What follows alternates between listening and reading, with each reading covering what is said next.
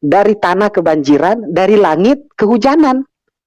Hidup saya ini kalau di ukuran orang-orang semacam orang mungkin teman-teman yang ada sekarang itu udah titik paling rendah. Tapi bagi saya enggak. Kenapa?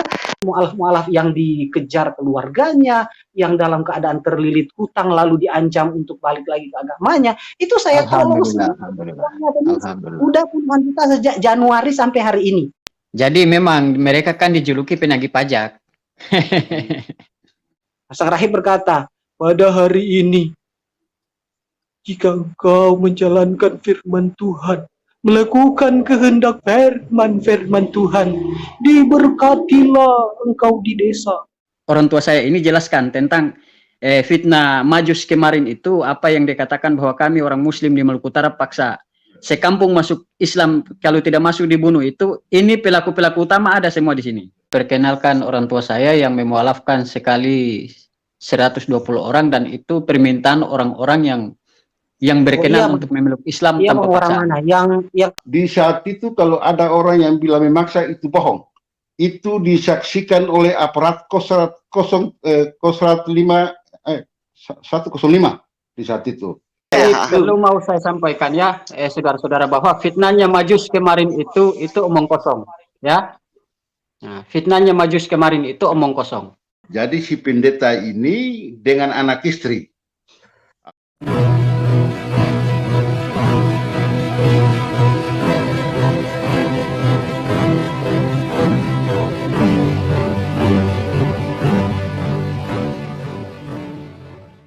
Assalamualaikum warahmatullahi wabarakatuh. Alhamdulillahirabbil alamin, wassalatu wassalamu ala israfil anbiya'i wal mursalin wa ala alihi wasahbihi ajmain, amma ba'du. Puji syukur kehadirat Allah Subhanahu wa taala karena kita diberikan waktu dan kesempatan berjumpa kembali melalui channel Salam Satu Akidah. Semoga kita semua dirahmati Allah dan diberi kekuatan serta keteguhan hati di dalam iman Islam untuk terus meningkatkan iman serta ketakwaan kita terhadap Allah SWT. Baik, saudaraku semuanya, pada kesempatan kali ini saya akan menampilkan sebuah video yang mana ada kumpulan beberapa orang mu'alaf cerdas kita. Di antaranya adalah Rahmana Raja, Hidayah Mu'alaf Channel ya, atau Julius, juga Pelipus Christian, juga Mbak Fatimah, dan kesemua mu'alaf cerdas ini di sini mengungkap bagaimana masa-masa kelam mereka atau ketika mereka masih di ajaran yang lama, keyakinan yang lama, yaitu Kristen. Dan kemudian berkat mu'alaf-mu'alaf cerdas ini juga bisa kita ungkap bagaimana penipuan, kedustaan dan kebohongan yang dilakukan oleh kaum kufar ya, di dalam memberikan kesaksian palsu, terutamanya di channel Yusuf Manubulu ya, yang selalu menampilkan para murtadin odong-odong. Dan di sini kali ini yang disoroti adalah kesaksian yang bernama Majus ya, yang memutarbalikkan fakta tentang kejadian atau perselisihan horizontal ya yang terjadi di Maluku pada tahun 2000, yang mana katanya di situ umat Islam memaksa umat Kristen untuk masuk Islam. Nah, setelah dicek dan dikemukakan oleh para mu'alaf dan juga narasumber yang bersangkutan dengan kejadian tersebut, ternyata itu adalah kebohongan atau hoak ya. Nah, bagaimana video selengkapnya nanti kita akan dengar bersama. Namun terlebih dahulu saya akan mengucapkan terima kasih yang setinggi-tingginya kepada saudaraku semua yang sudah mendukung channel ini dengan subscribe, juga yang baru bergabung jangan lupa subscribe ya. Dan video ini saya ambil dari channel saudara mu'alaf kita, Hidayah Mu'alaf Channel, Julius. Kita dukung terus channelnya ya, untuk terus berkembang, berkiprah, mensiarkan Islam guna membenteng umat dari upaya pemurtatan, juga dalam upaya penangkalan akidah umat muslim ya, yang dilakukan dengan berbagai cara oleh kaum kufar. Dan tanpa panjang mukadimah lagi, langsung saja kita simak videonya. Selamat mendengarkan.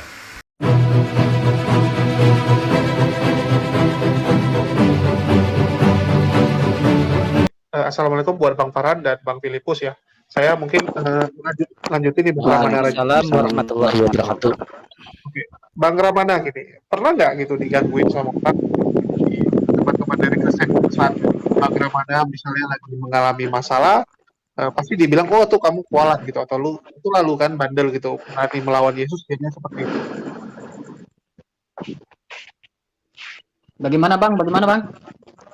Misalnya kan Bang Filipus, Bang Ramana ini kan mualaf gitu. Misalnya contoh, ada satu titik di hidup Bang Ramana ini lagi ada masalah, gitu, lagi ada banyak masalah, terus itu akan dijadikan seperti dibilangin sama teman-teman Kristen ya, teman-teman sebelumnya pasti bilang, wah itulah kamu bandel gitu kan, bagus-bagus di Kristen nggak mau, malah kamu berani melawan, menghujat Roh Kudus, inilah kualat kamu karena menghujat Roh Kudus. Enggak, kalau menurut saya pengikut Yesus kok. Justru apa yang Yesus ajarkan saya ikuti. Karena Yesus menyuruh menyembah Allah, tidak menyembah Yesus. Dan Yesus tidak pernah menyuruh saya menghujat Roh Kudus, dan saya tidak pernah menghujat Roh Kudus. Karena kalau kita berbicara Roh Kudus, mungkin kita Muslim lebih tahu Roh Kudus itu yang mana. Karena kalau berbicara roh, saya kira di dalam Islam sudah jelaskan bahwa roh yang mana yang harus kita yakini sebagai roh kebenaran, dan roh yang mana yang roh tipu-tipu. Betul.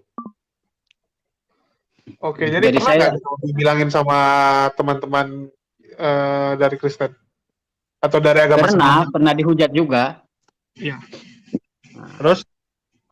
Tapi saya hanya balas bahwa saya bukan pembunuh Yesus, saya pembela Yesus. Jadi Roh Kudus pasti tahu dalam hati saya itu apa. Kalau memang Roh Kudus itu benar-benar apa, roh yang sering diperintahkan Allah untuk menyampaikan kebenaran kepada setiap manusia, dia pasti tahu batin saya apa yang saya pendam, apa yang saya simpan. Oke. Mungkin Karena Roh Kudus tidak perlu dipanggil, Bang. Roh Kudus tidak perlu diundang turun, karena Roh Kudus ini dia menguasai dunia. Kalau Roh Kudus yang naik turun surga itu bukan Roh Kudus itu. Itu timbangan Bang, naik turun Bang, timbangan.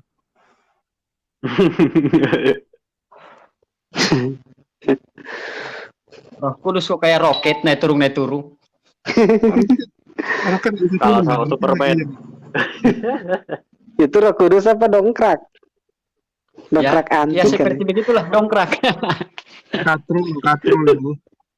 Aduh, kalau saya sih ngomong soal yang ditanyakan oleh Bang Julius, pernah enggak kira-kira dihujat atau di apa tadi pertanyaannya itu? Saat lu lagi di titik rendah lah, pasti kan dibilangin, iya. Siapa suruh lu bandel gitu kan? Siapa suruh lu Kalau saya salah begini ya. Jangan sampai nanti ini lu baru ditampar sama Yesus gitu. Lu baru ditampar sama Yesus, jangan sampai kamu dihajar sampai paling bawah. Kalau pertanyaan kayak gini nih Bang Jul, itu gue banget, bahkan bukan pernah, sering banget gitu loh. Sampai detik ini. Coba masuk ke channel saya Filipus Christian. Pembahasan saya cuma merespon WA, merespon chattingan, merespon inbox masuk dari Messenger, merespon telepon atau apa VN, voice note dari WA yang ditudingkan oleh Bani Kufar terkait dengan kemiskinan saya. Karena kalau bilang titik terendah, saya hampir kalau dari segi keduniaan, mungkin Bang Julius tidak akan, kalau melihat saya, kehidupan saya, mungkin Bang Julius menganggap atau sekelas mungkin ekonomi kayak Bang Julius ini, mungkin menganggap sudah yang paling rendah saya ini. Kenapa? Saya nggak punya rumah, bahkan numpang di rumah mertua yang rumahnya bocor-bocor. Dari tanah kebanjiran, dari langit kehujanan. Terus tanah sekepal saja sejengkal tuh saya nggak punya, kendaraan nggak punya, pokoknya serba nggak punya. Sementara dulu saya punya semuanya. Sekarang titik yang sekarang ini, dan bahkan dari sudah 10 tahun saya masuk Islam, sudah 12 tahun dan sudah ada 5 tahun ini saya aktif berdakwah lalu lalang Jawa seluruh hampir sudah seluruh Indonesia, bahkan sudah sekali ke luar negeri itu untuk menyampaikan testimoni, ceramah, khutbah, kajian. Itu ekonomi saya sampai hari ini masih tetap begitu-begitu. Karena apa? Karena dari dulu memang saya sama sekali tidak tertarik dengan honor segala macam atau ada, bukan berarti saya menolak, tapi saya dulu sih saya nggak suka. Sekarang sih suka sih, tapi udah nggak ada yang nyumbang udah nggak ada yang peduli gitu loh. Karena udah saya usir dulu kalau ada yang mau ngasih bantuan apa, saya seperti tersinggung dan menolaknya mati-matian, bahkan saya merasa terhina. Ternyata nggak boleh oleh kata kiai, kata teman-teman, kata para ustadz, nggak boleh menolak pemberian orang, kecuali kita itu yang nggak boleh itu meminta mengemis, meminta dengan melatar belakang dengan berlandaskan dengan dengan motif berdakwah, dengan modus berdakwah atau segala macam, kita memperuangkan apa yang kita lakukan begitu. Nah itu yang nggak boleh. Tapi kalau orang mau bersedekah, berinfak, berzakat, lah memang bisa. Kita memang bagian dari itu. Yang pertama kita mu'alaf, yang kedua fisabilillah. Kamu mustahik namanya itu. Nah kamu jangan halangi orang berbuat baik, mendapatkan pahala dari dakwamu, dari testimonimu itu. Nah kalau kamu menolak, nah dulu saya begitu, sekarang sudah saya paham, tapi orang-orang yang tadinya itu sudah pada kabur. Sehingga hidup saya yang sekarang bisa dikatakan kalau dari segi orang yang nggak biasa hidup seperti saya, mereka menganggap ini titik terendah dalam hidup. Tapi kalau saya enggak, bagi saya ini hidup, karena memang saya hidup dari keluarga petani, hidup di pedesaan, bahkan hidup di kebun, bahkan hidup di tempat yang nggak ada listrik gitu loh. Ya, jadi saya orang susah yang dikirim ke sekolah Alkitab dengan biaya, itu pun dengan biaya donatur begitu, beasiswa. Jadi istilahnya saya sudah terbiasa dengan hidup ini, dan bagi saya hidup itu adalah yang penting bermanfaat. Dulu saya sudah sukses, sudah punya pelayanan. Saya punya 60 ekor babi, bahkan 60 ekor babi yang ada yang harganya sudah sampai 4 sampai 5 juta. Ada babi Bampres namanya, babi rot. Ya, betul ini saya katakan. Saya punya peternakan babi di belakang rumah yang sudah siap panen itu. Yang totalnya 60 ekor, yang siap panen itu ada puluhan yang sudah siap dikirim. Itu kalau diuangkan semua itu satu buah mobil mewah itu semua. Terus saya sudah punya kendaraan roda 4, kendaraan roda 2, sudah ada punya kebun sawah, kebun kelapa dulu, sudah sukses lah istilahnya, nggak kere-kere amat, ya, nggak kere-kere amat. Setelah saya masuk, setelah nggak mempertenakan si Paus Zogaca itu, kan dia pakai itu. Nah, entar saya lanjutin dulu. Jadi itu sudah saya punya semua itu, sudah saya punya. Tapi saya nggak merasa hidup ini bermanfaat. Kenapa? Saya bukannya memberi, malah meminta orang-orang di bawah saya untuk memberikan korbannya. Ya, korban 5% kayak 7% tambah 3 tambah 5 kurang 2 lah, itulah persen namanya, apa itu dia. Orang juga tahu itu ada di M3 ayat 10. Jangan sebut Maleaki ya, saya nggak sebut. Artinya saya meminta orang memberi, bukan saya memberi. Nah sekarang Filipus Christian nggak punya rumah, nggak punya mobil, nggak punya motor. Adapun motor itu warisan dari orang tua mertua saya untuk istri saya, bukan untuk saya. Itu pun motor Supra butut yang ya kalau jalan ya klek-klek kayak gerobak. Itu yang saya pakai ojek setiap hari. Ya dapat uang ya saya beli kuota. Saya aktif seperti ini. Hidup saya ini kalau di ukuran orang-orang semacam orang mungkin teman-teman yang ada sekarang itu udah titik paling rendah. Tapi bagi saya enggak. Kenapa? Justru dalam keadaan sekarang saya bisa menyumbang sampai sudah dari Januari ke sini ya. Dari Januari ke sini itu sudah puluhan juta saya sumbangkan ke orang yang membutuhkan. Tapi bukan uang saya sih, uang pemirsa Filipus Christian dikasih ke saya, niatnya mau bantu saya. Saya heran. Lalu saya upload video anak saya makan nasi sama garam di rumah yang bocor-bocor sebagai bentuk bentuk respon terhadap tudingan mereka, karena mereka menuding saya masuk Islam karena harta dan karena wanita dan tahta. wanita harta dan tahta. Setelah saya posting itu, mereka bilang saya meminta sumbangan. Akhirnya video itu disumbangi orang banyak-banyak. Tapi sayang, sumbangan yang ada tuh saya sumbangkan lagi ke mu'alaf yang kena banjir, ada mu'alaf yang baru masuk Islam, saya beliin semua perlengkapan sholatnya. Jadi intinya begini Bang Jul, supaya nggak panjang. Intinya dulu yang saya punya sampai harta saya, maksudnya milik saya itu, yang punya milik saya pribadi itu bisa puluhan sampai ratusan juta yang saya tinggalkan tuh karena keyakinan, terus masuk Islam nggak bisa saya pakai karena didapatkan dengan cara yang haram. Kata kiai saya, kata ustaz saya nggak boleh dipakai, saya tinggalin. Setelah saya masuk Islam, sudah 12 tahun saya masuk Islam, saya bahkan belum punya rumah, belum punya apa-apa. Tapi anehnya, sekarang yang nggak punya apa-apa, saya udah menyumbang. Mohon maaf, bukan sombong ya, mohon maaf. Karena sombong juga percuma, karena bukan punya saya juga yang disumbangkan. Punya pemirsa.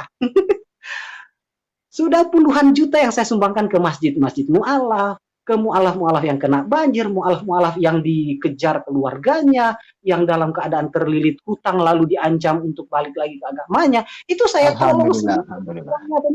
Udah puluhan juta sejak Januari sampai hari ini. Kalau mau dihitung mungkin kalau saya nggak nyumbang, saya pakai semua sumbangan pemirsa dan sumbangan orang-orang. Mulai saya juga pernah ikut pernah tinggal di rumahnya Insan Mokoginta itu nyaris setahun. Itu duet dengan beliau ya, isi kajian bareng, duet begitu. Jadi kita buat kajian duet mu'alaf, dua mu'alaf. Banyak sumbangan-sumbangan yang datang ke saya. Kenapa saya masih belum bisa beli tanah, belum bisa beli rumah, belum bisa beli kendaraan? Kenapa? Karena itu semua saya kembalikan lagi kepada mereka. Artinya dalam keadaan miskin saya justru banyak memberi manfaat kepada orang-orang yang lebih membutuhkan. Kenapa? Saya pikir saya bisa dapatin lagi. Pasti masih banyak pemirsa yang mau ngasih kalau saya kasih sekarang. Pasti banyak kaum muslimin dan muslimat yang masih mau membantu saya kalau saya kasih semua hari ini. Dan hari ini kalau saya ada uang 1 juta, Bang Jul, 1 juta saja, nggak usah banyak. Tapi saya bilang saya nggak ada, bohong. Saya berbohong, nggak ada. Saya bilang nggak ada. Mudah-mudahan uang itu hilang, mudah-mudahan raib, dimakan setan kah, dimakan apa. Yang penting kalau ada, tapi demi Allah saya nggak punya uang sebanyak itu sekarang. Tapi baru kemarin, saya udah nyumbang beberapa juta di masjid-masjid mu'alaf sekitar sini. Artinya, asal hidup ini bermanfaat kepada orang banyak, umur pendek, umur panjang, gak masalah coy. Daripada umur panjang, minta mulu kerjaannya. Itu saya rasa sampai sini. Sementara. Alhamdulillah. Semoga bermanfaat. Yang saya maksud minta ini, ngancam-ngancam pakai ayat-ayat berkat dan kutuk. Supaya orang memberi. Jadi memang mereka kan dijuluki penagih pajak. Umat-umat penagih pajak yang ya, jadi kalau perpuluhan mulai kurang, mulai lagi didongkrak dengan ayat-ayat kutukan-kutukan merampok. Kata Alkitab kalau tidak memberi perpuluhan, katanya itu seperti kita merampok hartanya Tuhan. Bukan cuma begitu Bang Ramana. Dulu kalau di kuil saya nggak sebut gereja atau tempat ibadah, di kuil saya, tempat peribadatan saya itu kalau mau memberi korban persembahan di depan, nyanyi satu lagu slow dulu. Setelah itu, sebelum kita memberikan korban persembahan pada hari ini, mari kita angkat tangan kita semua di hadapan Tuhan dan dengarkanlah firman Tuhan. Diberkati. Ya, Bang Filipus dulu agamanya apa? Saya Kristen karismatik, Pantai Costa, GPDI. Oh, karismatik. Ya, ada korban ya, gitu ya? Enggak, yang disebut dengan korban persembahan itu korban kolekte di depan. Kalau kita kan kolekte ditaruh aja di pintu-pintu masjid kan, kotak-kotak. Bang mau Filipus. isi apa? Bang Filipus. Ya, halo. Gara-gara Pantai Costa sampai di kampung saya itu keluarga itu sama-sama Kristen itu baku kejar parang itu. Wah, bukan cuma saudara keluarganya Bang Ramana. Saya pernah baku hantam dengan pengurus TASI di salah satu tempat pelayanan saya. Karena apa? Karena saya bawa gereja itu buka pos pelayanan, buka sidang lah istilahnya di salah satu tempat yang di bawah penguasaan orang-orang seberang, Anglikan gitu. Orang-orang Anglikan tidak dikasih saya masuk. Terus dia marahi saya. Saya kasih parang satu sama dia, saya pegang parang satu, saya bilang mari kita selesaikan dengan tumpah darah kalau begitu. Karena di sini saya mau melayani Tuhan, bukan melayani kamu. Begitu. Jadi saya bukan cuma keluarganya, saya sudah pernah mengalami itu secara langsung karena saya ditolak oleh orang-orang dari orang-orang dari agama dari seagama sebetulnya ya, tapi bedanya mereka Anglikan, saya karismatik. Mereka nggak suka saya masuk di situ karena apa? Katanya saya mau mencuri domba-dombanya lagi. Jadi saya sudah pernah mengalami itu. Nah, yang saya rasa lucu itu dulu waktu mau memberi korban persembahan di depan, maksudnya kolektor di depan itu, sebelumnya angkat tangan dulu menyanyi, setelah menyanyi, mari kita si sang rahib itu membacakan dulu. Rahib yang saya maksud udah tahu lah, saya di sini selalu menggunakan bahasa-bahasa filter ya. Sang rahib berkata, Pada hari ini, jika engkau menjalankan firman Tuhan, melakukan kehendak firman Tuhan, diberkatilah engkau di desa, diberkatilah engkau di kota, diberkatilah buah kandunganmu, diberkatilah bakul dan adonanmu, diberkatilah engkau di ladang, di laut, berkatilah usaha-usahamu dan perniagaanmu. Tapi jika hari ini engkau ingkar dan tidak menjalankan firman Tuhan, terkutuklah engkau di desa, terkutuklah engkau di kota, terkutuklah buah kandunganmu, terkutuklah bakul dan adonanmu. Demikian firman Tuhan. Mari kita bawakan korban persembahan di depan. Haleluya. Mari kita nyanyi dengan gira-gira. Nah, mereka membawakan ke depan. Jadi diancam dulu pakai dua ayat Ramalan, yaitu ayat berkat dan kutuk dalam kitab Tanak ya. Saya pakai bahasa penuh ancaman ya Bang ya. Kenapa? Ibadahnya penuh dengan ancaman. Ya harus begitu. Kalau nggak begitu mereka nggak mau memberi. Jadi mau tidak mau yang miskin paling miskin malu mau ke depan. Karena apa? Diisi di kotak yang transparan. Nggak boleh sedikit. Yang pertama, yang kedua, kalaupun minimal sedikit tapi harus memberi karena udah diancam tadi. Nah kalau kita kan dalam Islam nggak ada ancam-ancam, di kotak taruh aja depan pintu, mau masukin ke 1.000, 1 perak juga nggak ngisi, ya udah waktu sholat aja kali, nggak usah peduli dengan kotak yang di pintu kalau memang nggak sempat bawa. Kalau mereka nggak ada begitu, sebab sebelum membawa yang dibawa ya udah diancam dulu dengan ayat berkat dan kutuk. Dan itu bukan hokna atau karangan Filipus Kristian. Kalau nggak percaya, Mak, silakan pergi cek sendiri dan mereka tahu itu benar. Bang Filipus, Ya. Bang HMC mana ya? Turun kali. Ya, Lagi ini nyari ada kolektor kali. ada kebetulan kita mau jelaskan tentang fitnah yang kemarin disebarkan Majus itu. Kan ini ada kebetulan orang tua saya yang ada di samping saya sekarang yang memualafkan sekali 120 orang. Nah, itu mereka sendiri yang minta dimualafkan, itu pun beliau izinkan mereka 1 minggu untuk berpikir. Nah, ketika 1 minggu ditanya kembali bahwa mereka mengatakan bahwa tidak ada paksaan, langsung digelar. Nah, itu di tahun 2000 kemarin. Nah, jadi kalau Bang MC masuk nanti saya mau kasih untuk orang tua saya ini jelaskan tentang fitnah Majus kemarin itu, apa yang dikatakan bahwa kami orang Muslim di Maluku Utara paksa sekampung masuk Islam, kalau tidak masuk dibunuh, itu ini pelaku-pelaku utama ada semua di sini. Supaya fitnah itu dipadam. Bang Rahmana, kalau di Maluku itu mayoritas Kristen ya? Tidak. Mayoritas Muslim. Maluku Utara mayoritas, ya. Oh, setahu Jadi saya orang Maluku Kristen. Bagaimana? Iya, setahu saya Maluku itu kebanyakan Kristen. Maluku, Ambon gitu kan. Mayoritas di sini. Jadi begini. Maluku Utara mayoritas Muslim, hanya satu kabupaten yang agak tebal sedikit oten-otennya. Oh, mayoritas Muslim. Iya. Jadi saya mau tunggu Bang HMC masuk, saya mau perkenalkan orang tua saya yang memualafkan sekali 120 orang, dan itu permintaan orang-orang yang berkenan untuk memeluk Islam Iya, tanpa orang paksaan. mana? Yang katanya di Maluku Utara itu kalau nggak masuk Islam mau dibunuh. Ya, saya pernah nonton. Iya, jadi ini. penjelasan ada pelaku-pelaku utama ada di sini yang Memang menjelaskan ada, nanti. ada. Memang Ada, beliau Ustaz. ada di situ. Ya. Ada ini Pelaku. orang tua saya ada. Wah, masya Allah, mudah-mudahan Allah rahmat, mudah-mudahan Allah. Wah, masya Allah. Waduh, iya Ngomong aja Bang Rahmana suruh ngomong aja langsung. Kita kayaknya perlu bikin ini ya, perlu bikin konten khusus ini kayaknya. Ini menarik loh sebenarnya untuk digali tentang sebuah apa ya, sebuah pengalaman. Betul.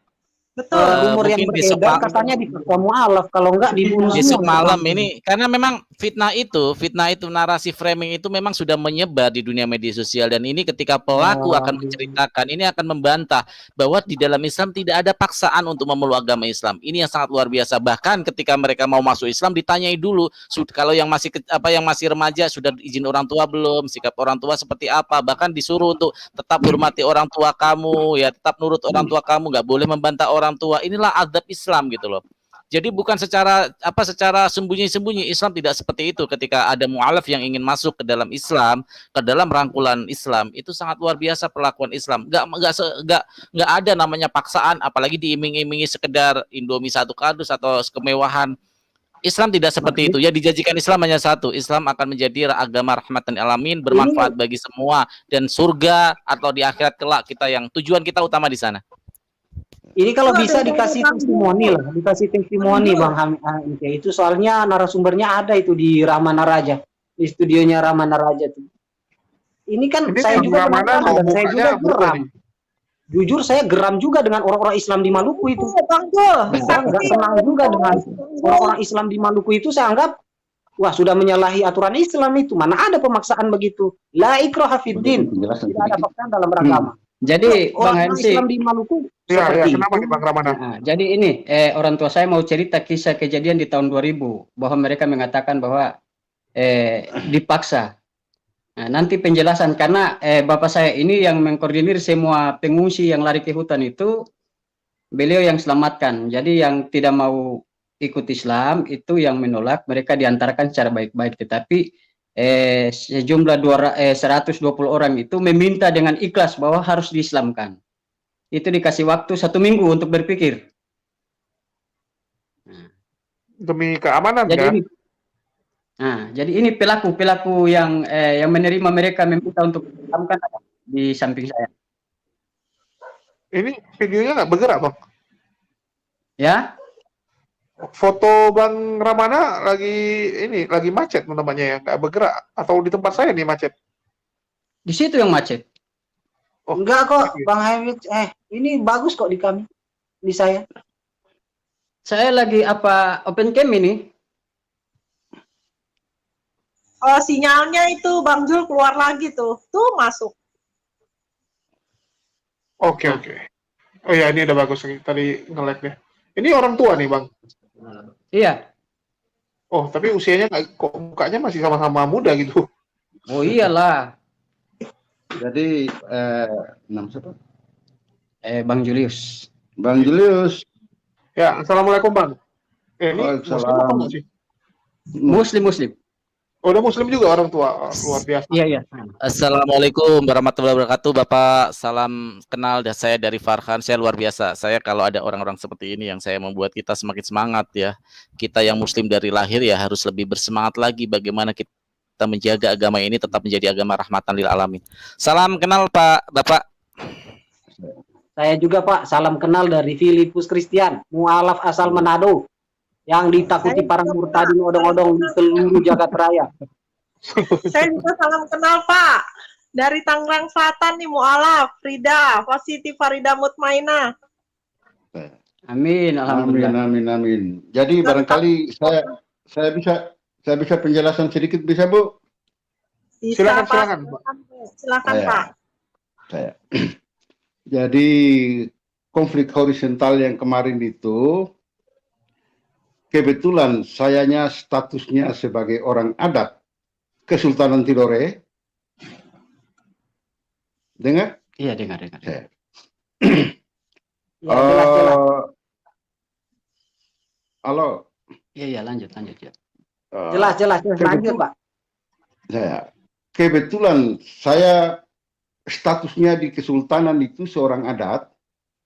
Di saat itu saya belum berbicara agama, saya berbicara manusia. Karena di saat itu kalau kita mau tengok ke belakang sejarahnya, kalau peperangan di satu di zaman Rasulullah, kalau orang sudah minta ampun itu kita tidak bisa berbuat apa lagi. Kebetulan di saat itu saudara-saudara saya yang dari Nasrani itu dikepungi oleh pasukan putih. Jadi yang di saat itu tidak bisa berbuat apa-apa sampai tunggu saya turun dulu, baru saya keluar di kampung. Di saat itu kalau ada orang yang bilang memaksa itu bohong. Itu disaksikan oleh aparat Kosrat 105 di saat itu. Jadi di saat itu saya tanya yang dituakan di saat itu. Beliaunya di Nasrani nama Om Esi, masuk Muslim nama Umar. Itu saya tanya beliau pakai megafon, beliau cuma jawab, kami keluar ini tidak ada paksaan siapa-siapa dengan hati nurani. Dan kami mau bergabung memeluk agama Islam. Di saat itu belum sunat lagi, itu pasukan putih sebagian bilang sah. Gitu.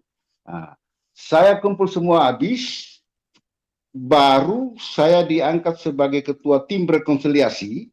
Saya di mana kabupaten-kabupaten yang saudara-saudara saya sementara eksodus itu, di situ saya turun sampai ke Sulawesi. Sulawesi itu Bitu, Manado maupun Sangir. Saya juga turun karena saya ketua kabupaten saat itu. Ketua kecamatan saat itu.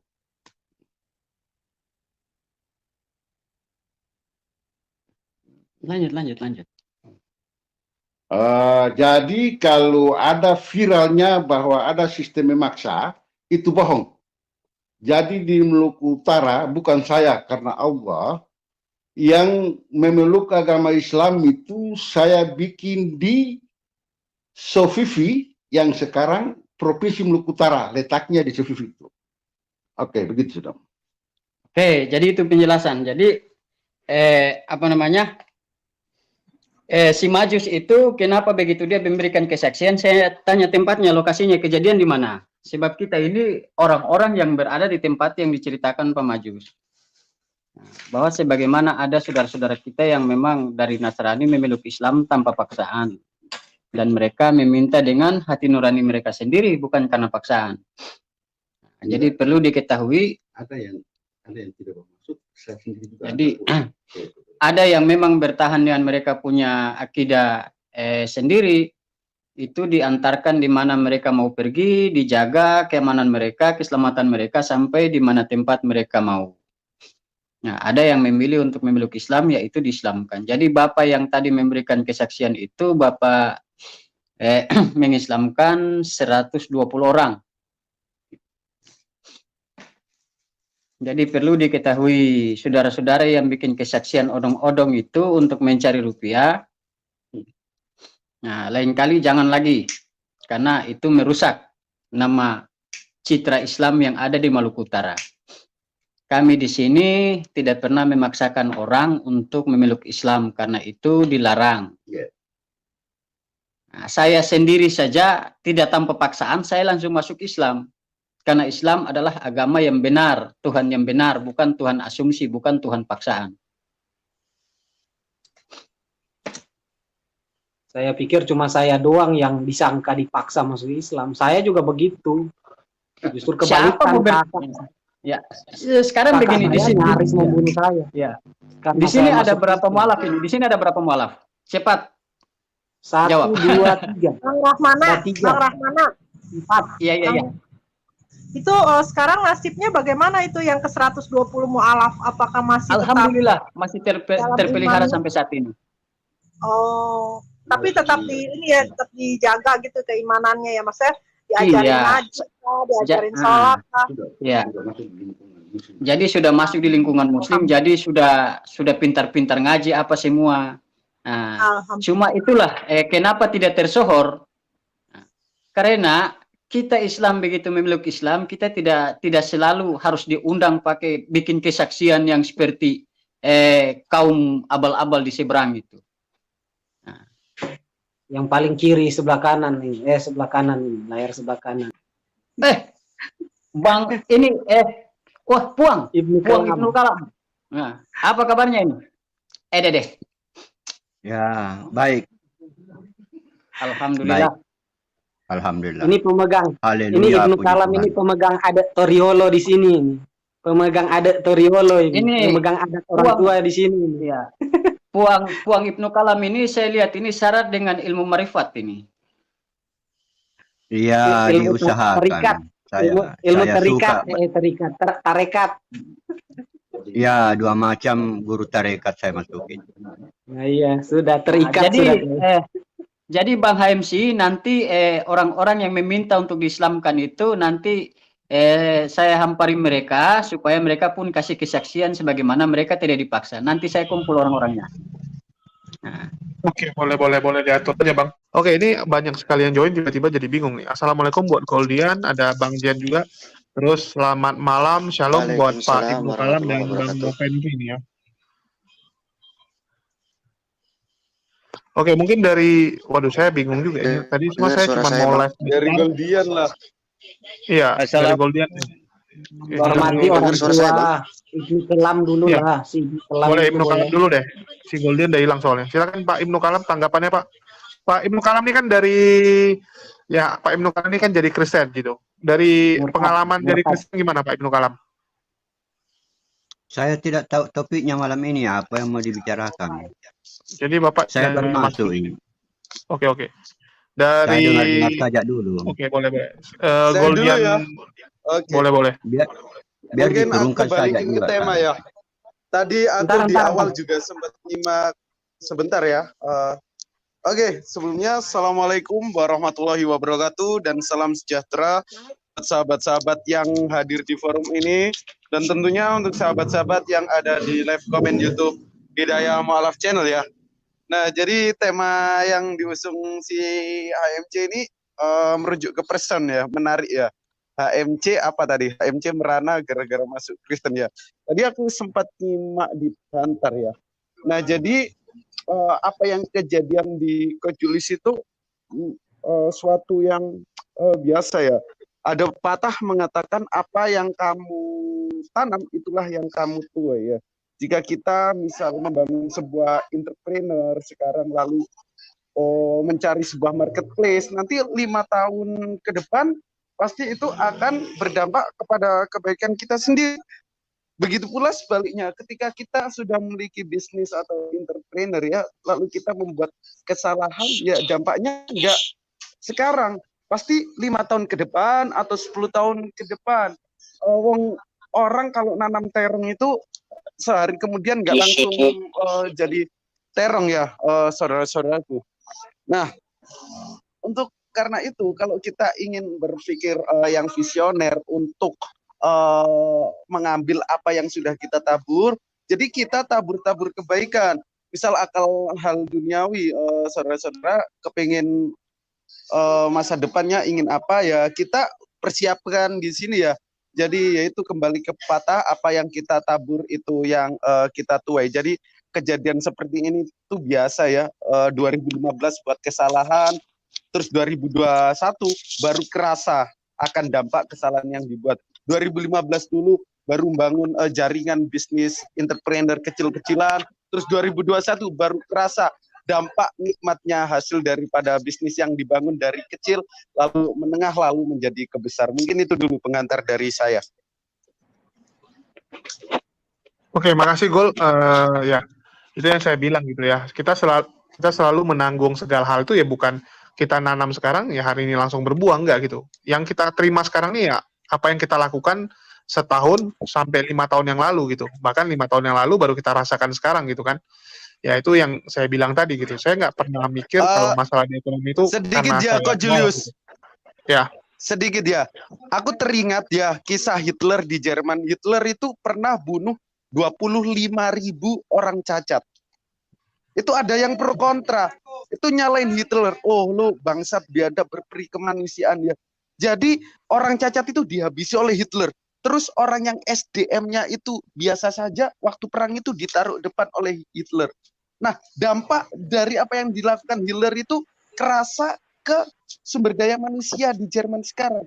Jadi dari garis biologis dan geologi, orang Jerman itu pintar-pintar dari apa yang dilakukan Hitler di masa lalu yang kita anggap sebagai kejahatan manusia yang inhumanity.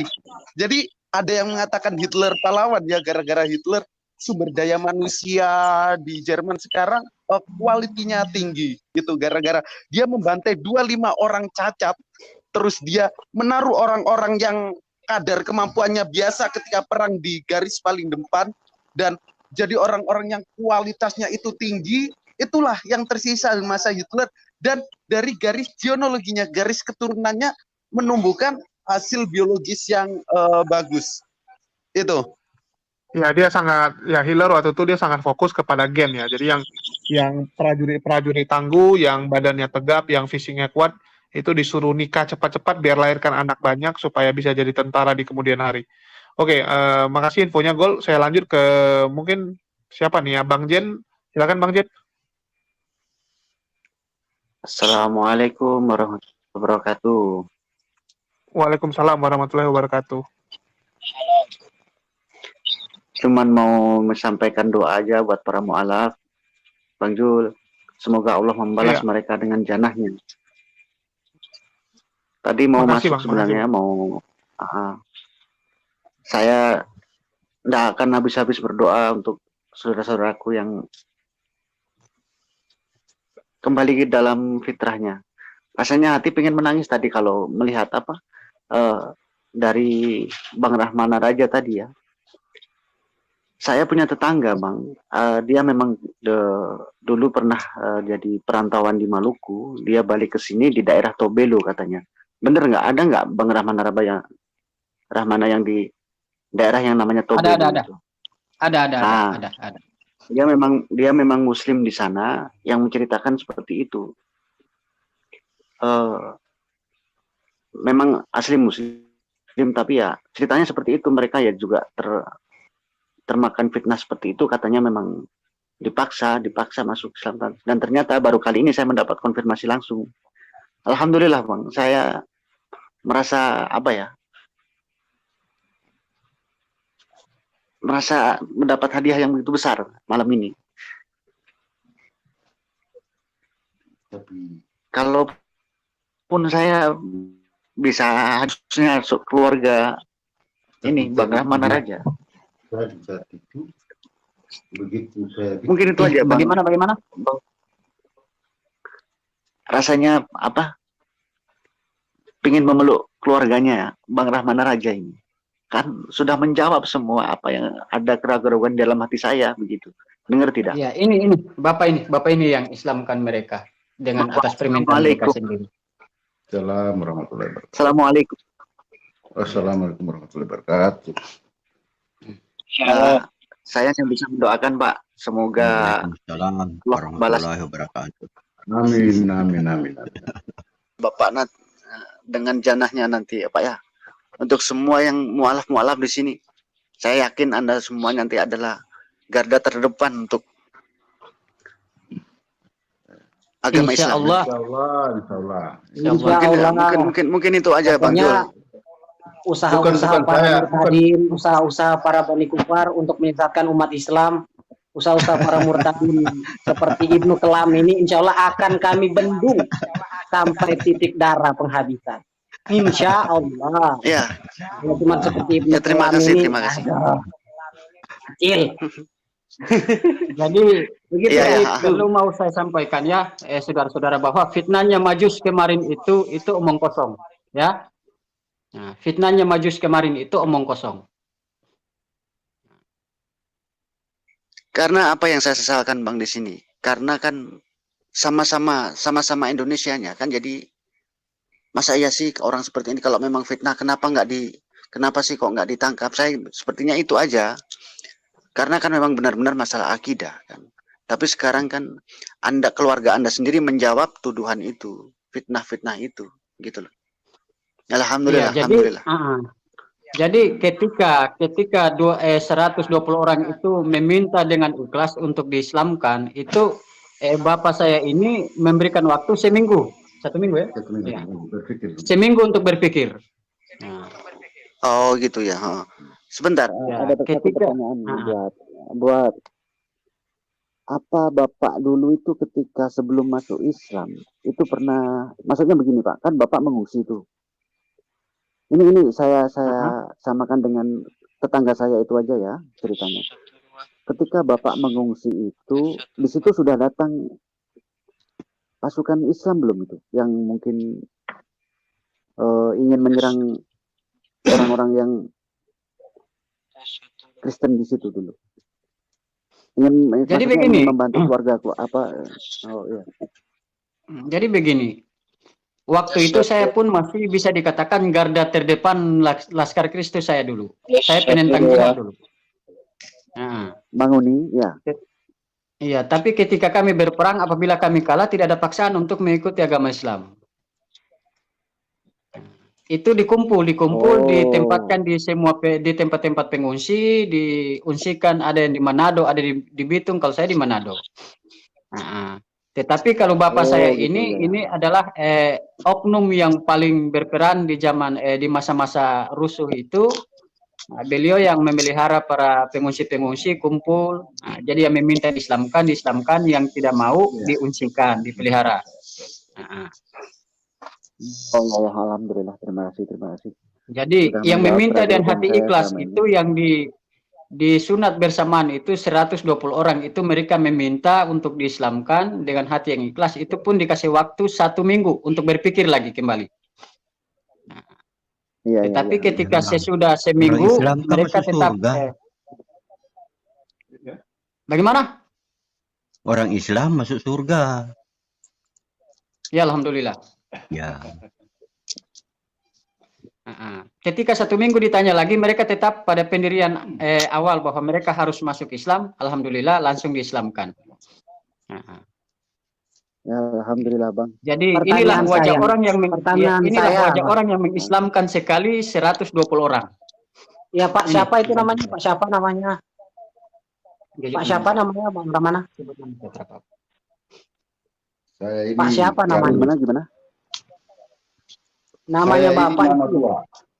Nama panggilan hari-hari Hud, berarti Nabi Hud. Oh, iya.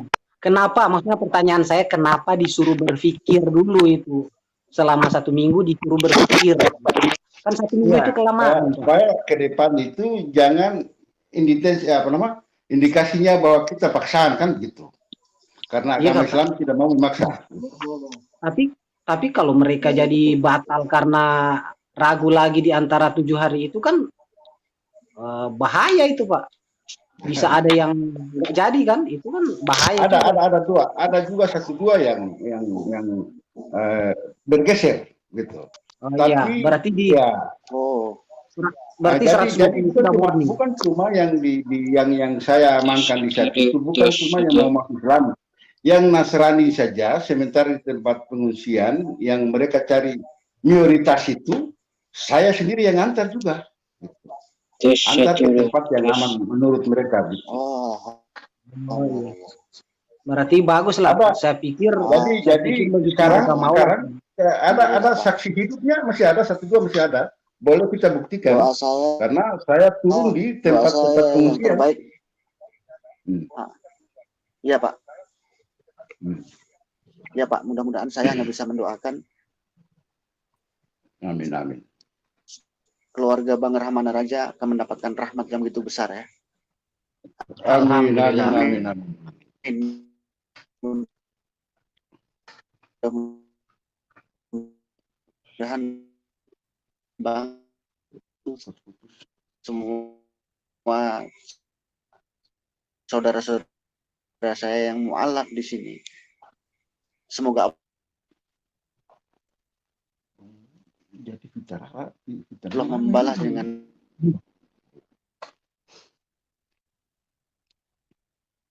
Jadi di Maluku Utara itu Allah pelantaran saya itu orang pertama saya bikin itu. Jadi yang tersaring yang masuk dalam Islam itu 120. Nah, yang tidak mau masuk Islam itu diamankan oleh Bapak dengan keluarga lain, diantarkan ke tempat yang dimana mereka mau, dijaga keamanannya, keselamatan sampai ke tempat tujuan. Begitu. Sebab pada zaman itu kalau pakai paksaan, maka tidak ada yang Kristen lagi di Maluku Utara. betul Pak, betul banget. Sampai sekarang pun kalau memang Islam ini agama teroris, agama yang kejam, habis semua ini. Orang-orang Tanya sedikit, itu Pak Patimura itu keluarga Kristen itu atau keluarga Islam? Kalau Patimura itu Nasrani. Oh, Nasrani, Pak, ya. Iya. Itu jauh dari kami itu, Pak. Iya. Jadi contoh ya, saat ini di Kota Ternate ini, di Kota Ternate kurang lebih tidak sampai 10 gerejanya. Jadi kalau ketika kita pakai sistem memaksa seperti apa tuduhannya Majus, tidak ada yang Kristen di Kota Ternate. Masih ada ya sekarang.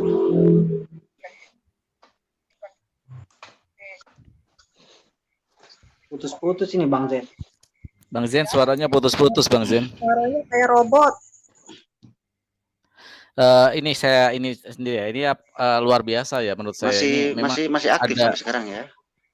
Ada teladan yang dilakukan oleh Rasulullah Ali bin Abi Thalib ketika dalam peperangan ya. Bahkan ketika Ali bin Abi Thalib sudah menempelkan pedangnya di leher musuhnya ya, tapi ketika mau ditebas si musuhnya malah meludahi Ali bin Abi Thalib. Apa yang dilakukan Ali bin Abi Thalib, malah dia membatalkan, menyarungkan pedangnya lagi ya, dan dia tidak jadi membunuh. Musuhnya malah jadi heran, dia bertanya, kenapa kamu tidak jadi membunuhku? Aku ini musuhmu. Apa yang dikatakan Ali bin Abi Thalib? Ketika tadi saya mengalungkan menempelkan pedang dan ingin memenggalmu, niat saya masih lillahi ta'ala, jihad karena Allah. Tapi karena kamu meludahi saya dan ada amarah di diri saya, ego di diri saya, ini akan mengotori niat suci saya membela agama Allah. Jadi malah dibatalkan untuk melakukan itu. Artinya tidak ada paksaan di sana ketika sudah ego ya. Dan ini kisah luar biasa dari Ali bin Abi Thalib yang bisa dipraktekkan oleh Bapak ini. Saya luar biasa karena Islam memang tidak bisa maksa. Islam tidak boleh memaksa ketika ada orang yang mau mu'alaf.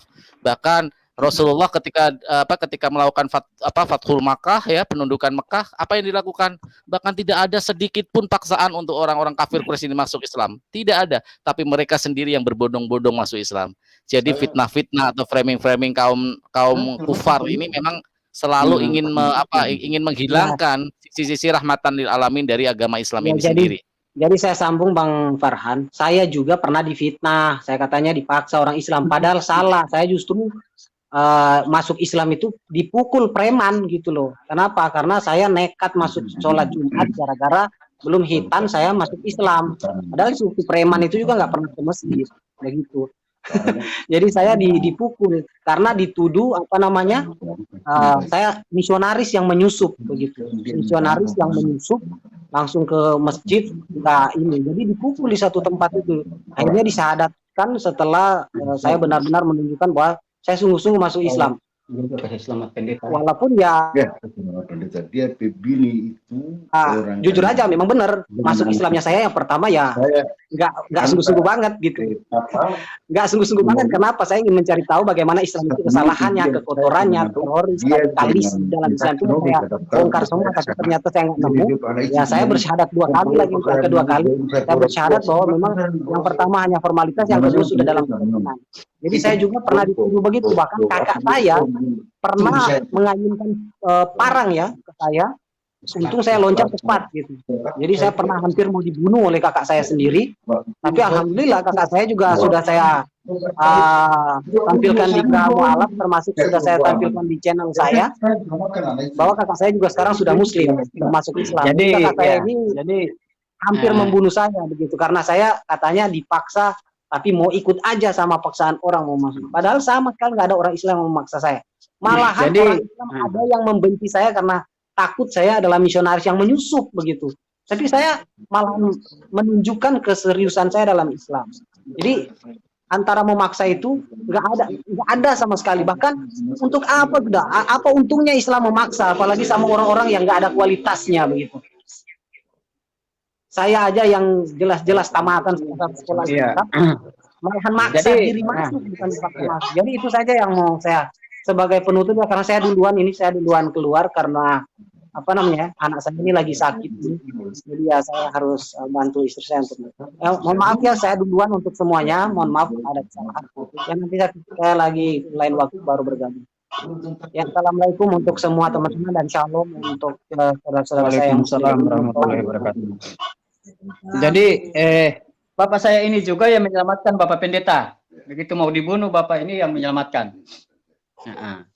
Oh, pantesan Pak Pendeta itu sangat sama Bang Raja sangat dekat ya. Iya, jadi ini bisa diceritakan oleh bapak saya ini bapak angkat saya ya. Kalau bapak kandung saya sudah meninggal. Jadi bapak ceritakan kisah bagaimana menyelamatkan Pendeta. Jadi di saat itu kebetulan masyarakat dan sekitar situ berkebun. Jadi si pendeta ini dengan anak istri. Sementara ada lapar, mau cari macis. Korek api saya. Jadi waktu itu keluar, ketemu dengan masyarakat itu. Terus masyarakat ada 5 orang, sementara ada mau bunuh dia. Terus ada orang yang lari cari ke saya untuk bilang, di saat itu kan masih istilah acang obet di saat itu. Ada obet di atas. Saya kata, jadi saya belum tahu dia itu pendeta. Saya amankan sampai ke posko. Baru saya tanya dia bahwa dia pendeta, dia dari daerah Halteng Weda pindah ke Sofifi itu baru 1 bulan. Kondisinya dia belum tahu persis terjadi kejadian itu, dia dengan istrinya lari ke hutan. Istrinya itu orang Kalimantan, Purnakan Cina. Jadi saya amankan dia itu, esoknya itu baru ambil anak istrinya. Jadi anak istrinya itu tinggal di pinggir kali, makan cuma singkong, paru di batu makan. Jadi waktu itu saya selamatkan ke Manado, 1-2 minggu kemudian saya ke Manado, itu beliau ketahuan bahwa saya ada ke Manado, itu Bapak Pendeta dengan istri, dengan ada 1 lagi jamaah di situ. Tadi saya sampai ketemu di Manado, jadi di saat itu istrinya itu cantik orangnya itu, peluk saya dan dia menganggap bahwa saya dia orang tua di saat itu. Jadi saya di saat itu karena manusianya, jadi kebetulan dia juga tidak ada bikin penyerangan dengan saya ya. Jadi waktu itu saya kasih turun dari gunung itu pasukan putih yang begitu banyak itu, ya alhamdulillah saya amankan sampai ke posko itu. Jadi sudah dengar ya saudara-saudara yang di live chat, di manapun berada, bahwa fitnah yang disebarkan oleh Majus itu tidak sesuai dengan kejadian. Kenapa saya tanya si Majus, di mana tempat yang kamu alami? Dia tidak pernah mau sebut tempatnya. Karena kalau dia sebut pasti akan terkuak kebohongan dia. Nah, kalau memang dia benar, kenapa takut sebutkan bahwa daerah mana yang dia alami? Oleh sebab itu inilah pelaku-pelaku utama yang membantu kaum-kaum Kristen di sana. Jadi sebagian Kristen yang meminta dengan sendirinya untuk masuk Islam, diislamkan, yang tidak mau diselamatkan, diungsikan. Supaya publik tahu bahwa kabar yang disebarkan oleh Majus di rumahnya Manubulu itu hoax. Oke, mungkin gini aja Bang Ramana, kita buka topik baru ya kalau itu ya, supaya gini, takutnya yang nonton konten ini jadi bingung, ini judulnya apa kok tiba-tiba jadi bahas masalah Maluku. Kalau enggak nanti kita bikin kesaksian baru aja tentang masalah itu. Jadi kalau bisa Bang HMC nanti kita atur waktu supaya yang meminta diislamkan itu oknum-oknumnya nanti kita hadirkan barang satu atau dua orang supaya memberikan penjelasan yang lebih detail lagi. Ya, kalau bisa disertai itu ya ada bukti KTP atau apa biar jelas gitu. Iya. Nah, demikianlah saudaraku semuanya, kita sudah dengarkan ya bagaimana penjelasan dari para mu'alaf cerdas kita, yaitu tentang masa lalu mereka ya ketika masih di Kristen. Nah, di sini kita sangat prihatin mendengarkan cerita yang mereka sampaikan ya, terutama sekali pelipus Kristen ya, yang benar-benar total membela Islam sekarang, walaupun kehidupannya sangat memprihatinkan ya, tetapi masih bisa mendahulukan kepentingan umat muslim yang benar-benar membutuhkan uluran tangan ya.